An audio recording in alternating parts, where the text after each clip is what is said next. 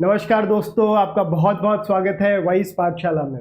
अगर आप भी क्लास 10 सोशल साइंस को बेहतर तरीके से पढ़ना चाहते हैं तो ये चैनल आपके लिए है।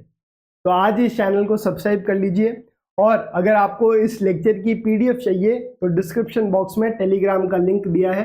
आप उस टेलीग्राम लिंक से जाकर आज की पीडीएफ डाउनलोड कर सकते हैं और पहले भी जितने चैप्टर्स हुए हैं उनकी भी पीडीएफ आप लोग डाउनलोड कर सकते हैं। आज की क्लास के अंदर हम नेशनलिज्म इन इंडिया को पढ़ेंगे। इसका जो लेक्चर नंबर 3 है ये हम आज करने वाले हैं। लेक्चर नंबर 1 और 2 हम लोगों ने ऑलरेडी कर लिया है। अगर आपने वो नहीं देखा है तो अभी आप जाकर पहले वो 2 लेक्चर्स देखिए, फिर इस लेक्चर को देखिए ताकि आपको कहानी समझ में आएगी। आज की क्लास के अंदर हम अपनी कहानी को आगे बढ़ाते हुए सिविल डिसोबीडियंस की बात करेंगे। आज की क्लास के अंदर हम सिविल डिसोबीडियंस की बात करेंगे। ठीक है, अभी तक हमने पढ़ा कि महात्मा गांधी जी की एंट्री होती है इंडिया में। महात्मा गांधी जी सबसे पहले सत्याग्रह करते हैं। सत्याग्रह करने के बाद वो नॉन कॉपरेशन मूवमेंट करते हैं और नॉन कॉपरेशन मूवमेंट के बाद महात्मा गांधी जो मूवमेंट चलाते हैं उसका नाम है सिविल डिसोबीडियंट मूवमेंट। अब ये सिविल डिसोबीडियंट मूवमेंट क्यों हो रहा है, कब हो रहा है, इसके लिए आपको इस क्लास में बने रहना पड़ेगा। ठीक है, तो चलो स्टार्ट करते हैं। अभी तक हमने पढ़ा कि महात्मा गांधी जी ने जो है वो पूरे इंडिया पे जो है वो नेशनल नॉन कॉपरेशन मूवमेंट का लॉन्च किया और वो इतना सक्सेसफुल नहीं हुआ। उसके बहुत सारे कारण थे, इसकी वजह से वो फेल हो गया था। तो महात्मा गांधी जिन कारणों की वजह से नॉन कॉपरेशन मूवमेंट फेल हुआ, महात्मा गांधी जी चाह रहे थे कि जो नेक्स्ट मूवमेंट करें उसके अंदर वो फेल ना हो। सबसे बड़ा कारण नॉन कॉपरेशन मूवमेंट फेल होने का ये था कि लोग महात्मा गांधी के आइडिया ऑफ सत्याग्रह को नहीं समझ पा रहे थे। वो अपने हिसाब से जो है वो स्ट्रगल के अंदर पार्टिसिपेट कर रहे थे। तो महात्मा गांधी को लग रहा था कि अब जो हम मूवमेंट करेंगे उसमें हम लोगों को बताएंगे कि आपको मूवमेंट किस तरीके से करना है ताकि आपका मूवमेंट सक्सेसफुल रहे। तो महात्मा गांधी जी को लगता है कि मेरे को जरूरत है, Mahatma Gandhi felt that there is need to train protesters.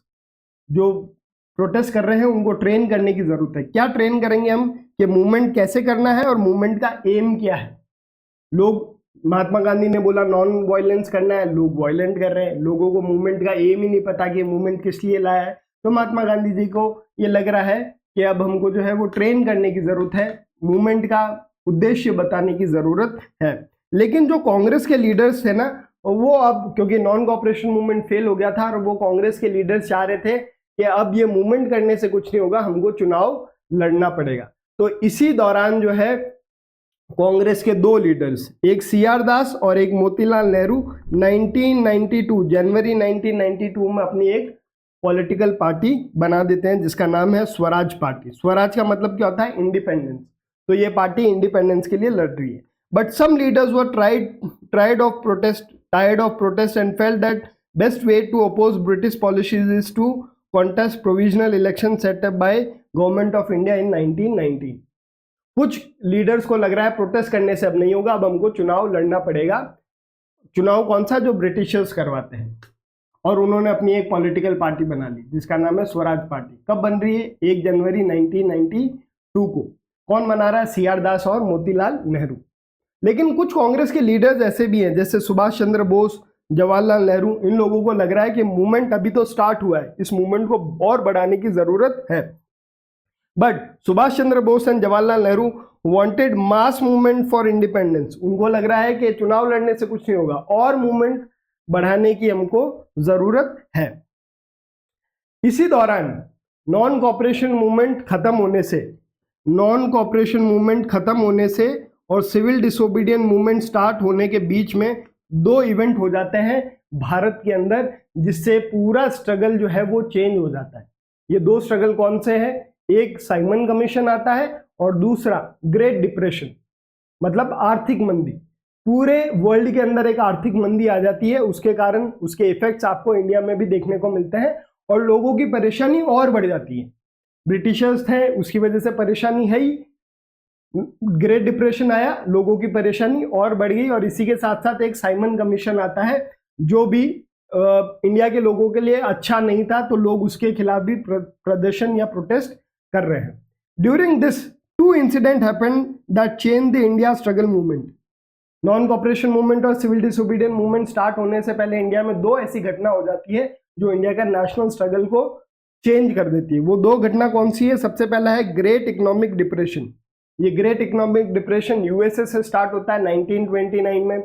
ये इतना भयंकर डिप्रेशन आता है कि यूएसए में लोग अपने बच्चों को भी बेच देते हैं पैसे के लिए, क्योंकि जो है वो प्रोडक्शन नहीं हो रहा है, लोगों की इनकम कम हो गई है, तो लोगों का कंजम्पशन कम हो गया है, तो कुल मिला के डिमांड जो है वो खत्म हो गई है क्योंकि लोगों के पास पैसा ही नहीं है।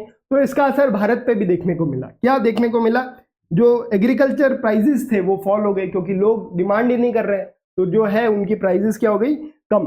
अब एग्रीकल्चर गुड जो हम एक्सपोर्ट करते थे, इंडिया क्योंकि खेती में बहुत रिच है तो हम यहाँ से एग्रीकल्चर गुड्स बाहर बेचते थे, उसमें भी कमी आ जाती क्योंकि बाहर के लोग डिमांड नहीं कर रहे।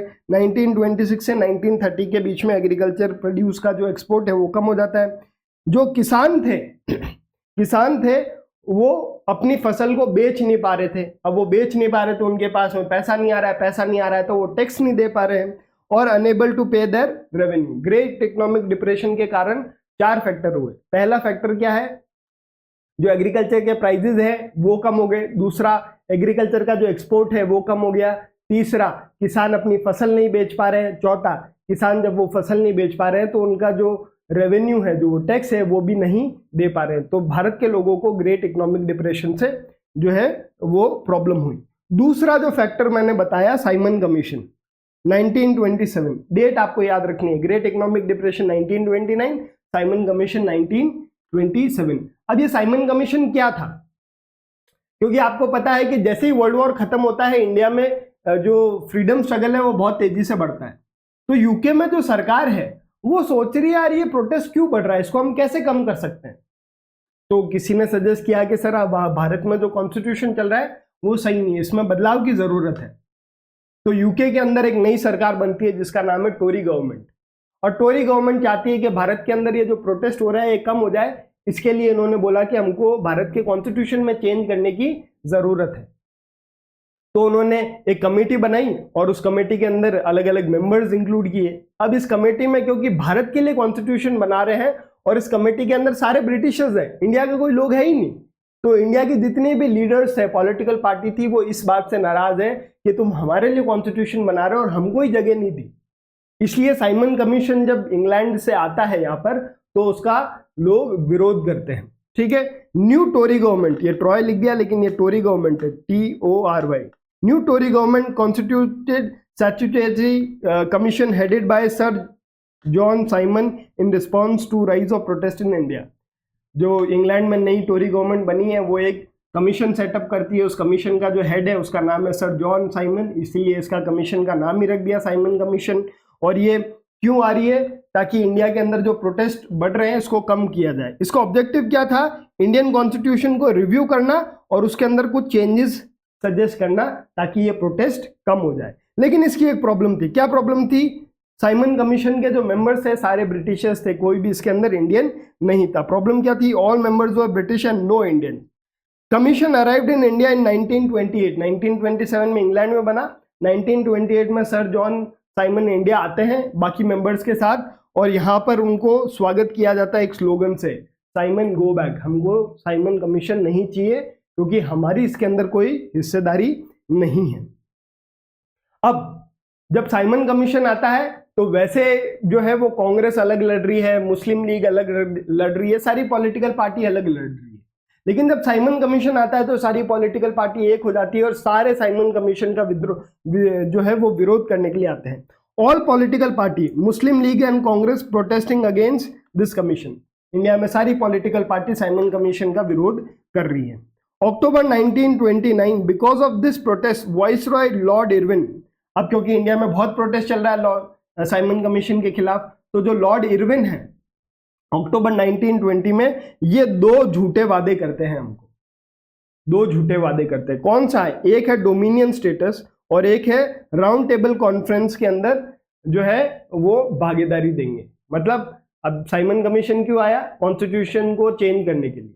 तो बोल दिया कि आपको राउंड टेबल कॉन्फ्रेंस में इंक्लूड करेंगे। राउंड टेबल कॉन्फ्रेंस क्या है? कॉन्स्टिट्यूशन बनाने की एक कमेटी है, उसमें बोल दिया कि आप लोगों को भी हम शामिल करेंगे। मेन डिमांड यही थी, तो बोल दिया कि आप लोगों को शामिल करेंगे। दूसरा, डोमिनियन स्टेटस। डोमिनियन स्टेटस मतलब एक तरह की सेमी इंडिपेंडेंस, क्योंकि सारे लोग इंडिपेंडेंस की डिमांड कर रहे थे। तो इन लोगों ने बोला कि अच्छा तुमको अगर इंडिपेंडेंस चाहिए तो हम इंडिपेंडेंस दे देंगे, लेकिन वो कैसी देंगे? Semi independence. इसका मतलब कि इंडिया के अंदर रूल तुम ही करना, इंडिया के लोकल रूलर्स ही यहाँ पे रूल करेंगे, लेकिन ये जो इंडिया का जो हेड है वो कौन होगा? ब्रिटेन की रानी। मतलब आप रूल करो, लेकिन आपके ऊपर बैठा है कौन? बैठा है यूके का। अभी तो रूल भी ब्रिटिशर्स कर रहे हैं और हेड भी यूके वाले हैं। अब बोल रहे हैं रूल खुद कर लेना, हेड यूके वाला बन जाएगा। तो डोमिनियन स्टेटस का वादा किया। लेकिन जो कांग्रेस के अंदर जो लिबरल्स और मॉडरेट्स थे, उन लोगों को तो ये झूठे वादे पसंद आ गए। बोले कि हाँ ठीक है, हम जो है वो विरोध नहीं करेंगे। तो liberals and moderates were ready to agree Lord Irwin's offer, but there were not much in Congress. Congress के कुछ लीडर्स लॉर्ड इरविन के इस वादे से मान जाते हैं, लेकिन उनकी संख्या कम है। कांग्रेस में बहुत सारे लोग ऐसे हैं जो इन वादों को नहीं स्वीकार कर रहे। कौन कौन है? सुभाष चंद्र बोस और जवाहरलाल नेहरू। ये चाह रहे हैं कि हमको सेमी इंडिपेंडेंस नहीं, फुल इंडिपेंडेंस चाहिए, डोमिनियन स्टेटस नहीं चाहिए, हमको पूरी इंडिपेंडेंस चाहिए। अब इसी दौरान बीच में दिसंबर 1929 में लाहौर का कांग्रेस का सेशन होता है, जिसके हेड होते हैं जवाहरलाल नेहरू, प्रेसिडेंट है जवाहरलाल नेहरू। और जवाहरलाल नेहरू दिसंबर 1929 में ये अनाउंस करते हैं कि अब इंडिया पूर्ण स्वराज मतलब फुल इंडिपेंडेंस लेकर मानेगा, इससे पहले रुकेगा नहीं। और बोलते हैं आने वाली 26 जनवरी को हम भारत का इंडिपेंडेंस डे मनाएंगे, जब तक ब्रिटिशर्स यहां से छोड़ के नहीं चले जाए। तो जनवरी 1930 celebrate independence day and pledge to take part in struggle for independence day. ठीक है, अभी तक अपन ने क्या पढ़ा कि नॉन कॉपरेशन मूवमेंट खत्म हो गया है और गांधी जी चाह रहे हैं कि अगला मूवमेंट करेंगे तो लोगों को ट्रेन करने की जरूरत है। कांग्रेस के कुछ लीडर्स जो है वो बोल रहे हैं कि प्रोटेस्ट नहीं करेंगे, चुनाव लड़ेंगे, अपनी पार्टी बनाते हैं स्वराज पार्टी। और कुछ लोग मान रहे हैं कि पार्टी चुनाव लड़ने से कुछ नहीं होगा, हमको और प्रोटेस्ट करने की जरूरत है। इसी दौरान बीच में वर्ल्ड में 2 इंसिडेंट हो जाते हैं जो इंडिया की इंडिपेंडेंस स्ट्रगल को बहुत इंपैक्ट करते हैं। पहला है ग्रेट इकोनॉमिक डिप्रेशन और दूसरा है साइमन कमीशन। साइमन कमीशन और ग्रेट इकोनॉमिक डिप्रेशन से लोगों की प्रॉब्लम बढ़ जाती है, लोग और ज्यादा तेजी से प्रोटेस्ट कर रहे हैं। और प्रोटेस्ट को देखते हुए इरविन जो है वो 2 झूठे वादे करता है, डोमिनियन स्टेटस का और एक करता है कि तुमको राउंड टेबल कॉन्फ्रेंस में हिस्सेदारी दी जाएगी। कुछ कांग्रेस के लीडर्स मान जाते हैं, लेकिन कुछ कांग्रेस के लीडर्स बोल रहे हैं कि नहीं, अभी हमको और प्रोटेस्ट करने की जरूरत है। और दिसंबर 1929 में जो कांग्रेस का सेशन होता है, जिसके अध्यक्ष जवाहरलाल नेहरू होते हैं, वो पूर्ण स्वराज की घोषणा करते हैं और बोलते हैं आने वाली 26 जनवरी को हम भारत का इंडिपेंडेंस डे मनाएंगे। अब ये 26 जनवरी डेट आपको इंपॉर्टेंट इसलिए है क्योंकि इंडिया का एक्चुअली इंडिपेंडेंस तो 15 अगस्त को हो जाता है। तो इस डेट की सिग्निफिकेंस रखने के लिए जब इंडिया आज़ाद हो जाता है और इंडिया के कॉन्स्टिट्यूशन को अडॉप्ट करने की बात आती है, तो हम इस 26 जनवरी को चूज करते हैं। तो फिर 26 जनवरी एज ए रिपब्लिक डे मनाया जाता है इस डेट का सिग्निफिकेंस बनाने के लिए। समझ में आया यहाँ तक? अब देखो आगे क्या हो रहा है। अब गांधी जी बोल रहे हैं बहुत हो गया, क्योंकि गांधी जी को करना है प्रोटेस्ट, ब्रिटिशर्स को निकालना है यहाँ से बाहर। गांधी जी बोल रहे हैं कि इस बार मैं ऐसा मूवमेंट करूंगा जिसमें हर एक भारतीय को मैं इंक्लूड कर लूंगा। तो गांधी जी को लगा यार अपने को एक ऐसा मुद्दा चुनना चाहिए जिससे हर एक आदमी इफेक्टेड हो। तो गांधी जी को लगा ऐसा क्या ले, तो गांधी जी को लगा क्यों ना अपन नमक के ऊपर जो है वो प्रोटेस्ट करें, क्योंकि नमक अमीर आदमी भी खाता है, गरीब आदमी भी खाता है, नमक हर आदमी खाता है। तो नमक के खिलाफ अगर अपन प्रोटेस्ट करेंगे तो पूरा भारत अपने साथ जुड़ जाएगा और ब्रिटिशर्स को अपन यहाँ से निकाल देंगे। Mahatma Gandhi wanted to start a united movement. Mahatma Gandhi ji चाह रहे हैं कि पूरे भारत को यूनाइट करके एक बहुत बड़ा जो है वो मूवमेंट हम चलाएं। Mahatma Gandhi felt that salt is powerful tool to unite all Indians. Mahatma Gandhi को लगा यूनाइट कैसे करेंगे? नमक के थ्रू। नमक जो है वो सभी भारतीयों को यूनाइट करने में सक्सेसफुल है। क्यों लगता था महात्मा गांधी को ऐसा? क्योंकि जो सॉल्ट है वो सभी खाते हैं, सॉल्ट पे उस समय बहुत ज्यादा टैक्स होता था और सॉल्ट उस समय सिर्फ ब्रिटिशर्स बनाते थे, इंडियंस को कोई अधिकार नहीं था कि वो खुद का नमक बना दे।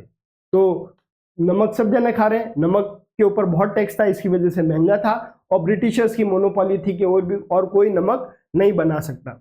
तो 31 जनवरी 1930 में महात्मा गांधी 11 डिमांड का लेटर लिखते हैं लॉर्ड इरविन को। लॉर्ड इरविन को 11 डिमांड का लेटर लिखते हैं, जिसमें एक ये सॉल्ट वाला भी होता है कि सॉल्ट के ऊपर जो है वो टैक्स कम कर दिया जाए और सॉल्ट बनाने की आज़ादी हमको भी मिले। ठीक है। 31 January 1930 Mahatma Gandhi writes 11 demand letters which on different problems of society and main demand was to abolish salt tax to Viceroy Irwin।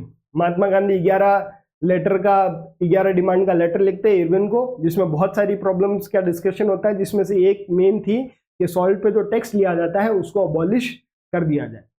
और महात्मा गांधी इरविन को टाइम भी देते हैं कि अगर तुमने फला तारीख तक नहीं मेरी डिमांड स्वीकार की तो मैं सिविल डिसोबीडियंट मूवमेंट स्टार्ट कर दूंगा। और इरविन जो है महात्मा गांधी को हल्के में ले लेते हैं।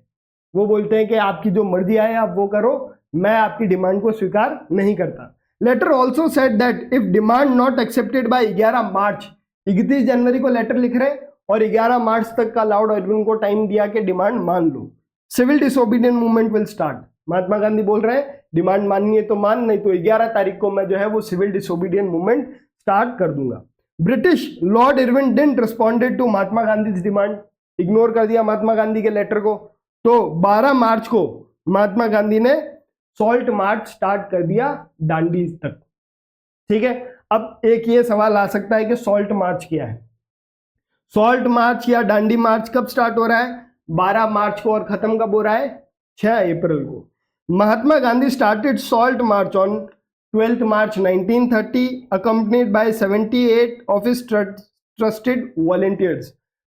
500 रुपए का नोट आपने पुराना वाला देखा होगा, उसके अंदर महात्मा गांधी आगे चल रहे हैं और उनके पीछे कुछ लोग चल रहे हैं, वो सॉल्ट मार्च की फोटो है। तो महात्मा गांधी ने इरविन को लेटर लिखा, इरविन ने डिमांड मांगनी नहीं, तो महात्मा गांधी ने अपना सॉल्ट मार्च स्टार्ट कर दिया। महात्मा गांधी के साथ उनके 78 वॉलेंटियर्स भी उनके साथ साथ इस मार्च में जुड़ जाते हैं। कब स्टार्ट हो रही है? 12 मार्च को। कब खत्म हो रही है? 6 अप्रैल को। स्टार्ट कहां से हो रही है? साबरमती आश्रम से। और ये खत्म कहां हो रही है? दांडी, गुजरात कोस्ट है, गुजरात की एक कोस्ट है, उसका नाम है दांडी, वहां तक ये लोग जाते हैं। जो टोटल डिस्टेंस है वो 240 माइल है और रोज ये 10 माइल चलते थे। कितना चलते थे? 10 माइल। तो 24 दिन में इनकी यात्रा खत्म हो जाती है। 6 अप्रैल को गांधी जी दांडी पहुंच जाते हैं और वहां पर जो है वो सिविल डिसोबीडियंट मूवमेंट का स्टार्ट कर देते हैं by breaking salt law. Civil disobedient movement क्या है कि हम ब्रिटिशर्स के साथ कॉपरेट नहीं करेंगे, साथ साथ में हम लॉ भी तोड़ेंगे। लॉ क्या था कि कोई भी इंडियन अपना सॉल्ट नहीं बना सकता, और महात्मा गांधी वहां पर जाकर अपना सॉल्ट बना देते हैं। तो जब वो सॉल्ट बनाते हैं तो लॉ टूट जाता है। तो सवाल ये आता है कि सिविल डिसोबीडियंट मूवमेंट कब स्टार्ट हुआ? 12 मार्च को नहीं हुआ है, 12 मार्च को तो यात्रा चालू हुई है। लॉ कब टूटा? 6 अप्रैल को। तो सिविल डिसोबीडियंट मूवमेंट 6 अप्रैल को स्टार्ट हो रहा है। कैसे? महात्मा गांधी ने सॉल्ट लॉ को तोड़ दिया। He also preach people meaning of swaraj and asked there to protest peacefully. Mahatma Gandhi जब 24 दिन तक चले तो रास्ते में जो गांव आते थे वहां पे लोगों को समझाते थे कि तुम जब प्रोटेस्ट करोगे, तुम भी लॉ तोड़ोगे तो कैसे तोड़ना है? पीसफुली तोड़ना है। और लोगों का मतलब बताया, स्वराज का मतलब क्या है। लोगों के लिए स्वराज का मतलब क्या था? सब लोगों के लिए अलग अलग मतलब था, क्योंकि लोगों की प्रॉब्लम अलग अलग थी, तो लोगों के लिए इंडिपेंडेंस का मतलब भी अलग अलग था। महात्मा गांधी ने बोला कि जो तुम्हारे इंडिपेंडेंस है उससे बहुत बड़ा इंडिपेंडेंस हमको चाहिए। हम अगर ब्रिटिशर्स यहाँ से चले जाएंगे तो सबकी प्रॉब्लम सॉल्व हो जाएगी। तुम इंडिविजुअली बात मत करो, तुम बड़ा गोल को देखो। ठीक है। तो महात्मा गांधी लोगों को प्रीच भी कर रहे हैं साथ साथ के अंदर।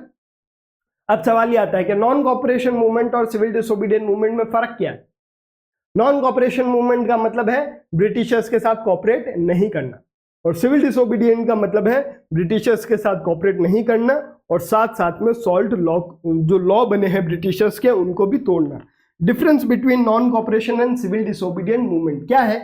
नॉन कॉपरेशन मूवमेंट का मतलब है रिफ्यूज कॉपरेशन विद ब्रिटिशर्स।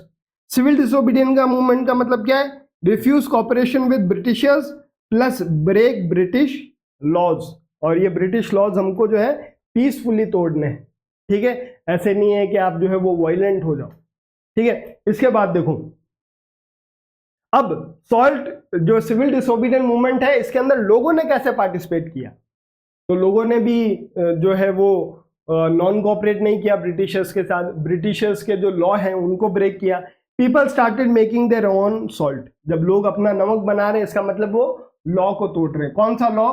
ये नमक से ब्रिटिशर्स बनाएंगे और ये कानून है, कोई भी इंडियन नहीं बनाएगा, तो लोग खुद का बना रहे तो लॉ तोड़ रहे हैं। पिकेटेड लिकर शॉप, जो सरकारी शराब की दुकानें थी उन दुकानों को लोगों ने घेराबंदी कर दी, ना लोग शराब खरीद पा रहे और ना शराब बेच पा रहे। तो एक तरह से ब्रिटिशर्स का जो लॉ एंड ऑर्डर था उसको लोग डिस्टर्ब कर रहे हैं। लोगों ने फॉरेन गुड्स और मेनली फॉरेन ब्रॉड क्लॉथ को वापस बॉयकॉट किया। नॉन कॉपरेशन मूवमेंट में भी बॉयकॉट किया था, अभी ये लोग वापस बॉयकॉट कर रहे हैं। पीजेंट रिफ्यूज टू पे चौकीदारी टैक्स, एक टैक्स होता था चौकीदारी टैक्स। फॉर एग्जाम्पल अभी कोई आप हाउसिंग सोसाइटी में रहते हो तो मेंटेनेंस चार्ज देना पड़ता है ना महीने का, वैसे ही जो है वो किसानों से चौकीदारी टैक्स लिया जाता था। तो किसानों ने वो चौकीदारी टैक्स देने से मना कर दिया। जो गांव के अंदर ऑफिशियल्स थे, ब्रिटिशर्स ने जो ऑफिशियल लगाए गांव के अंदर कि इस गांव का तुमको ये ध्यान रखना है कितनी फसल हो रही है, कितना हमको इनसे टैक्स लेना है, तो जो लोकल लोग थे वो इंडियन ही थे, तो उन लोगों ने अपनी पोस्ट से रिजाइन कर दिया। ट्राइबल लोग जो थे उन्होंने फॉरेस्ट लॉज को वायलेट कर दिया। मैंने आपको बताया था गुडम हिल्स के अंदर ब्रिटिशर्स ने ट्राइबल को मना कर दिया था, आप जंगल में नहीं जा सकते, तो ट्राइबल लोगों ने वहां पे जो फॉरेस्ट लॉज थे उनको ब्रेक कर दिया और ब्रिटिशर्स ने जो बोला उसके खिलाफ वो चले गए। ठीक है, तो लोगों ने ऐसे जो है इसके अंदर पार्टिसिपेट किया। अब ये सिविल डिसोबीडियंट बहुत तेजी से बढ़ रहा है। ब्रिटिशर्स चाह रहे हैं कि सिविल डिसोबीडियंट मूवमेंट को रोका जाए, लेकिन कैसे रोका उन्होंने? British wanted to stop civil disobedient movement. British चाह रहे थे कि जो civil disobedient movement Mahatma Gandhi ने स्टार्ट किया इसको रोका जाए। कैसे रोका जाए? तो जो लोग लॉ तोड़ रहे थे ब्रिटिशर्स ने उनको पकड़ पकड़ के जेलों में डालना स्टार्ट किया। लगभग सिविल डिसोबीडियंट मूवमेंट के दौरान 1 लाख भारतीयों को ब्रिटिशर्स ने जेल में डाला था। ठीक है, British started to arrest Congress leader. सबसे पहले क्या किया इन लोगों ने सिविल डिसोबीडियंट मूवमेंट रोकने के लिए? कांग्रेस के जितने भी बड़े बड़े लीडर्स थे उनको जेल में डालना स्टार्ट किया। विच lead violent clashes between protesters and Britishers. अब जब कांग्रेस के लीडर्स को जेल में डाला तो जो प्रोटेस्ट करने वाले लोग थे वो अब वायलेंट हो गए। अभी तक पीसफुली चल रहे थे, अब ये लोग वायलेंट हो गए। इसी में 2 घटनाएं। 30 अप्रैल 1930 की बात है, पेशावर की बात है। पुलिस ने जो है अब्दुल गफार खान को अरेस्ट कर लिया, उसकी वजह से पेशावर में वायलेंट क्लैशेस हो गए। आपने अगर जो बच्चे दिल्ली वाले हैं उन्होंने गफार मार्केट का नाम सुना होगा, वो इन्हीं के पीछे पड़ा, अब्दुल गफार के पीछे।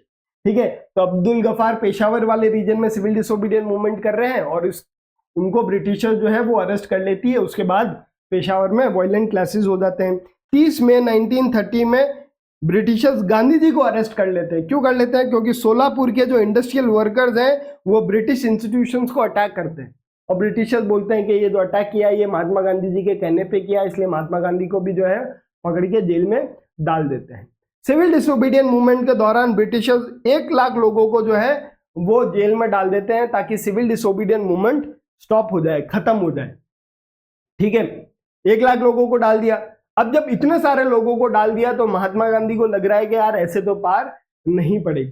तो महात्मा गांधी लॉर्ड इरविन से बात करते हैं कि मैं सिविल डिसोबीडियंट वापस लेने के लिए तैयार हूं, लेकिन मेरी शर्तें हैं। क्या शर्तें हैं? कि जितने भी लोग तुमने जेल में डाले हैं उनको जेल से बाहर निकालो और मैं सेकेंड राउंड टेबल कॉन्फ्रेंस के अंदर आऊंगा। पहली राउंड टेबल कॉन्फ्रेंस के अंदर इंडियंस जाते ही नहीं है। राउंड टेबल कॉन्फ्रेंस क्या है? इंडिया के कॉन्स्टिट्यूशन बनाने की कमेटी।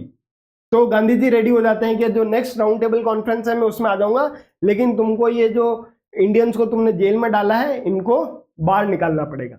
महात्मा Gandhi withdraw civil disobedient movement. कब विड्रॉ कर रहे हैं? 5 मार्च 1931 को गांधी इरविन पैक्ट होता है, उसके दौरान Mahatma Gandhi civil disobedient movement ले लेते हैं और गांधी जी अपनी शर्तें रखते हैं। Gandhi ji agrees to take part in second round table conference. Gandhi ji बोलते हैं सेकेंड राउंड टेबल कॉन्फ्रेंस में आ जाएंगे क्योंकि पहली को बॉयकॉट कर दिया था। On one condition, free all political prisoners. जितने भी लोगों को तुमने पकड़ के जेल में डाला है उनको सबको बाहर निकालो। कांग्रेस ने जो है कांग्रेस ने और महात्मा गांधी ने फर्स्ट राउंड टेबल कॉन्फ्रेंस को बॉयकॉट कर दिया था। अब ये सेकेंड राउंड टेबल कॉन्फ्रेंस में पार्टिसिपेट करने के लिए रेडी है। ठीक है, यहां तक जो है आपको चीजें समझ में आ जाएगी।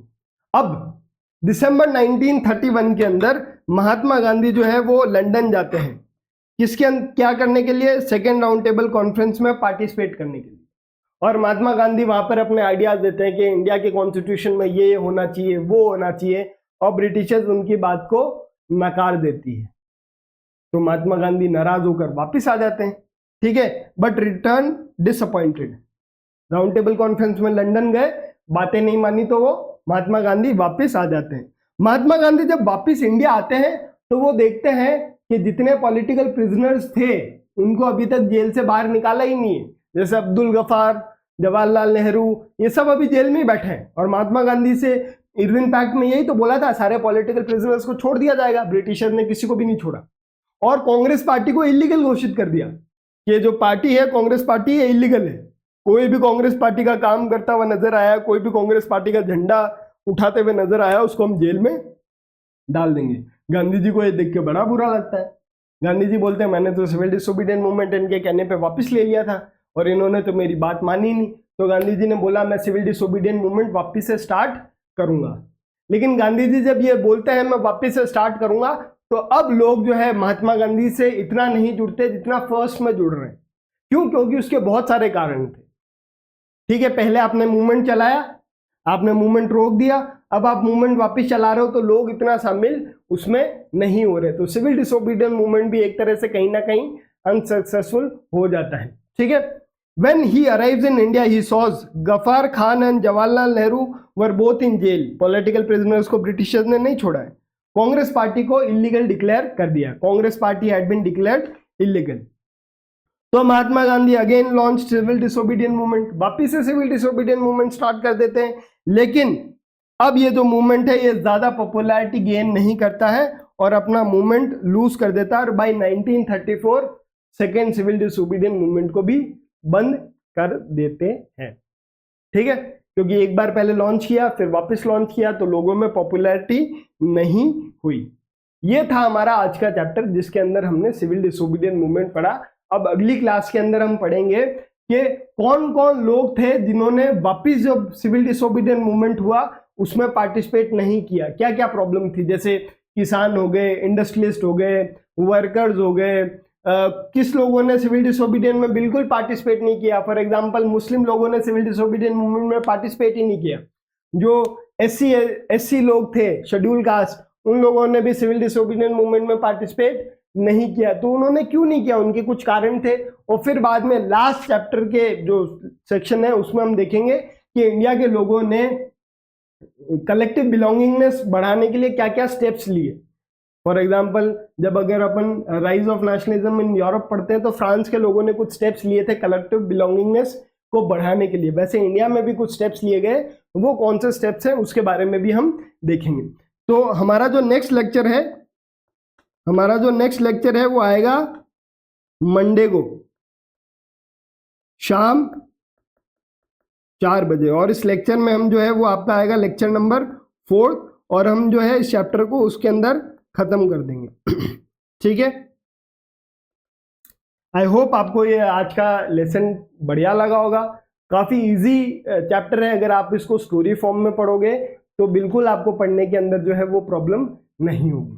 ठीक है स्टूडेंट्स, तो थैंक यू। हम लोग मिलते हैं नेक्स्ट मंडे शाम 4 बजे। Thank you for learning with Wise पाठशाला। Always remember learning is simple but a continuous process। आपको जो है पढ़ना आसान है लेकिन ये एक लाइफ लॉन्ग जर्नी है। ठीक है, तो keep exploring, keep growing. Will see you in the next class. Thank you.